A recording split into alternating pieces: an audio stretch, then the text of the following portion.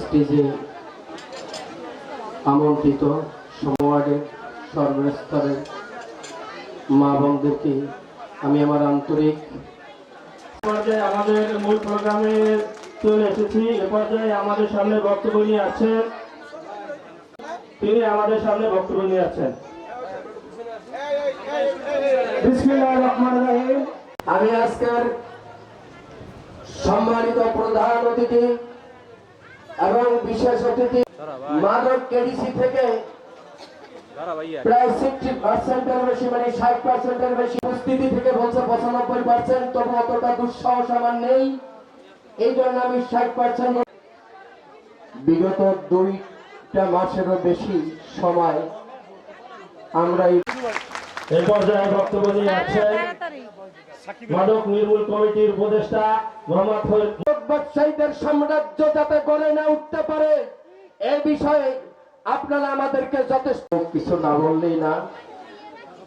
আমি মাত্র 3টি কথা বলবো, তার সহযোগিতা নেই, আপনাদের সহযোগিতা নেই, সমস্ত আইন শৃঙ্খলা বাহিনীর সহযোগিতা করার জন্য ছেলে জানাচ্ছি সবাইকে। সর্বপ্রথম একসময় আমার বাবাও ছিল মাদক ব্যবসায়ী, বরিশালের শীর্ষ মাদক ব্যবসায়ী। কোনো কিছু দিয়ে যেতে পারে আমাদের পাইছে সে আমরা পাইছি মাদক ব্যবসায়ীর পোলা।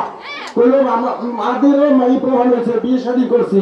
এখন আমরা চাই না আমাদের ছেলেপাল এই অবস্থায় মাদক ছবি এলাকায় বড় হোক, এবং আমরা চাই সর্বপ্রথম কেডিসি মাদক মুক্ত হোক ইনশাআল্লাহ। আর আমি লিখিত দিব, যদি আমি কোনোদিন মাদক বেশি আইন অনুযায়ী যে ব্যবস্থা নেওয়া হইবে আমি তো মাথা বুঝে নিব, এবং কোনোদিন যদি এই এলাকায় আর কোনোদিন যদি মাদক বিক্রি না হয়, মাদক ধরেছি।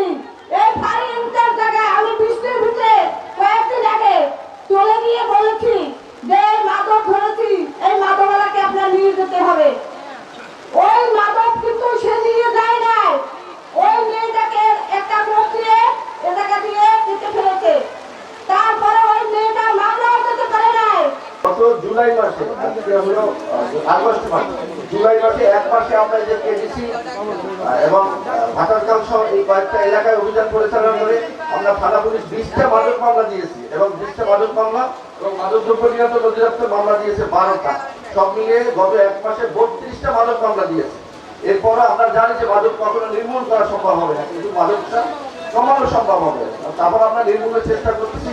আমি আপনাদের সবার সামনে প্রতিশ্রুতি দিচ্ছি, যদি মাদক সংক্রান্ত কারো কোনো অভিযোগ থাকে, কেউ যদি কোনো ধরনের তথ্য দিয়ে আমরা অবশ্যই মাদক বিরোধী অভিযান পরিচালনা করবো। মাদক শেষ করে দিব, কিন্তু সমস্যাটা একটু গভীরে আমি আপনাদের নিয়ে যেতে চাই। আপনারা জানেন যে আমাদের সমাজে প্রথমে ব্রিটিশ আমলে কিন্তু আমাদের মাদক ধরিয়ে ব্রিটিশরা নিয়ে যাইতো এখান থেকে চা।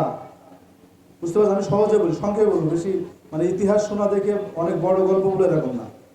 আমাদের এখান থেকে চা নিয়ে যাইতো, আর আমাদের ধরাই দিতে হলো ওপিয়াম, মানে গাঁজা, আফিং, এগুলো আমাদের ধরিয়ে দিত, আর এখান থেকে বিনিময়ে চা নিয়ে যেত বিনিময় করে। এটা নিয়ে আপনার 1টা 2টা 3টা যুদ্ধ হয়েছে সময় ব্রিটিশ আমলে। এটা তো বুঝতে পারছেন না, ব্রিটিশ আমলে আমাদের এখান থেকে চা নিয়ে যেত, বাংলাদেশে তো আমাদের চা হয়, আর ধরিয়ে দিয়ে যাইতো এই গাঁজা, আফিং এগুলো। তাহলে দেখেন কত 200-300 বছর আগে থেকে তারা এই কাজটা করতেছে। দেখেন আমরা এটা ঠেক দিতে পারি না, যুদ্ধ হয়েছে, যে কি হলো, এতে করে আমাদের এশিয়ার মানুষজন আমরা মাদকাসক্ত হয়ে গেলাম।